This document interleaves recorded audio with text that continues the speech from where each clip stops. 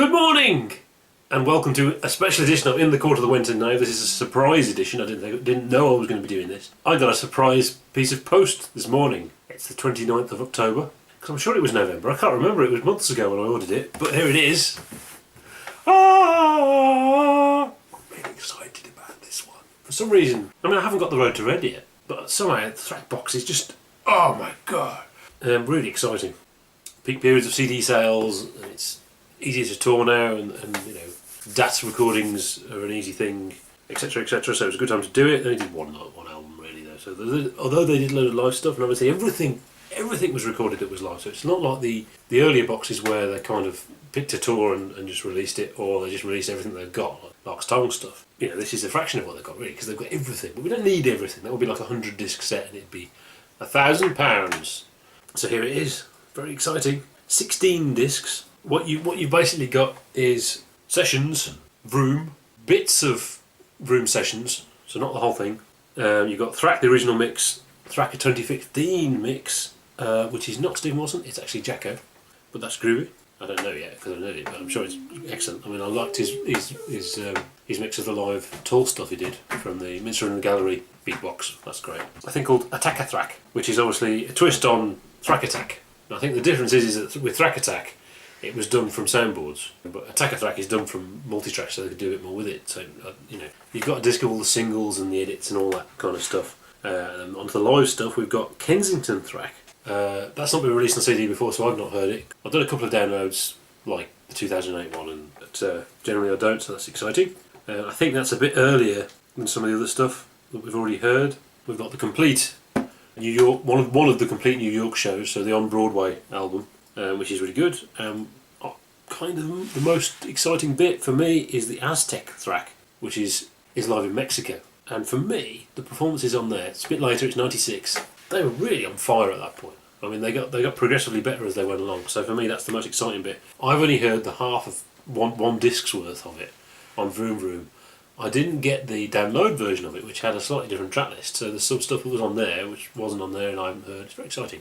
Because sometimes the double trio's sound is so big, it suits the music so well, and there's something very special about the 80s band and sort of almost definitive about it. In those four musicians are kind of my favourite King Crimson musicians, but obviously the sound of those 80s recordings is from the 80s. Very much so, obviously, because they were pushing for new technology, so particularly Three of a Perfect Pair, obviously, is very 80s, early digital recordings. So to hear this thing with six musicians is wonderful, and that's the one I like the most. So that's very exciting. I think they played things like Waiting Man and stuff, and Shuddering Sky, which I haven't heard by the double trio, so it's exciting. We've also got 2 DVDs and 2 Blu-rays, so you've got the DVD-A of the mixes of THRAK, blah blah, and you've got a DVD of Live at the Warfield Theatre 95, which I believe is like maybe one camera with someone controlling it, and we've seen a clip of it online. Tony's Road Movies, which I think was on Deja Vroom, I think. Or maybe it's not, I don't know. You've got the THRAK EPK, I've never seen that. So that's pretty cool. Then you've got 2 Blu-rays of that and more. So all the different THRAKs, and a load of live THRAK, and Baboom, live in Argentina, which isn't anywhere else on the on here. But that's audio recording, so we don't have the Argentina Collectors Club 47 on here, which is cool, that's fine, because we've got the other stuff as well. And then on the other Blu-ray you've got the Warfield Theatre again, so I'm going to be watching that in a bit. And you've got the Live in Japan, Deja Vroom, and also Live in Japan video. I always preferred the Live in Japan video to the Deja Vroom. I don't know why that is, but maybe because it was split in 2 on the Deja Vroom, so that was kind of annoying. And Tony's Road Movies and the THRAK EPK, so that's really cool. What's not on here, I suppose, well, you haven't got the whole of the Vroom sessions, but that's okay. It's just a collector's club, isn't it? And same with the video for the Argentina stuff. That's both shows. Again, it's not crucial, is it? It's not about everything being in it. It's about, this is the definitive THRAK moment, and you've got something representing everything. So that's fantastic. Right, let's open it. Well, let's try to open it. Just a moment. Back again. Some people do these videos and they don't edit them. I know some people find the edits really, really annoying because we go. But I don't see that. I mean, sure, it's all about the audio, isn't it? So, yeah, so you must be glad I've edited that bit out. But here we go. The THRAK box. That's the cover.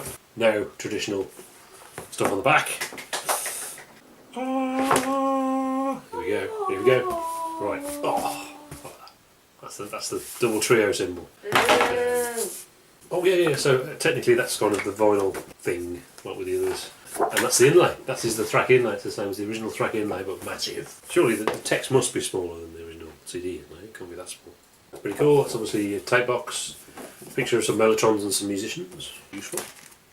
I'm be very careful with this. So it is Boxton Mint. Oh, Thrak Attack Tour. From an album that isn't on this. As far as I know. Maybe Thrak Attack isn't on there, I don't know. What I assume is the 95 tour. The double trio symbol. That's cool. Dusseldorf, and then we have some sort of program, which I assume looks like maybe it's from the Mexico show, or maybe it's the Argentina show. I don't know. I don't read Mexican. 21st Century Schizo's Man, I Talk to the Wind, Epitaph. I would say obviously none of those songs would be played, but they did play 21st Century Schizo's Man in Mexico 6 times. The only time it was played since '74 until 2014. Discography out. And then you've got In the Court of the Crimson King, Lizard, and 3 of a Perfect Pair live in Japan, the CD. Suspicious. There is no CD. Oh, here we go, there's the box of things. Set list, obviously, to stick on the stage for the musicians. How come we're talking Drum and Lark's Tongues? The Sheltering Skies on there, Waiting Man's on there. Looking forward to more versions of 3 of a Perfect Pair with the double trio. Because I like the one on Live in Japan, but I don't like the mix on Deja Vu. The vocals are really high. Actually, handwritten additions to the set list, it actually looks like it's actually in colour, so it looks like it's actually been written on. New Haven, 18th of the 11th, 95. They open with Baboom and Thrak. Oh my god! We've got set lists and stuff. We've got what I think is a Thrak. I think this is the Thrak EPK, or the Thrak not electronic press kit. Thrak PK with the biography. We've got some concert tickets. I wonder if we can download any concerts from that. It would be fun if we can't, because we've got loads already. Well, it doesn't matter what we've got, they're concert tickets. Pictures of the band. I might even want those, but there you go. And there's a very 90s looking black and white picture of the band. It is the 90s. I wonder if anyone told Adrian Belew that he had to stop singing vowels, because that's what people did in the 90s. Incidentally, I had a comment on the Nirvana review, someone getting shirty because obviously we mocked it lightly, which is interesting. Of course, actually, I watched the review. Actually, it was very complimentary. I mean, they're good songs. That's what we said. But this guy obviously wasn't good enough for him. Got very upset. And you got the obligatory booklet. Who's written stuff in here? Let's have a look. Obviously, Sid Smith. That's very good. A brief thing by Fripp. The track lists for everything. Actually, I do remember Tony's Road movies. Looking at the track lists, one of those things, the race, is actually an Easter egg on Deja Vu. Aha.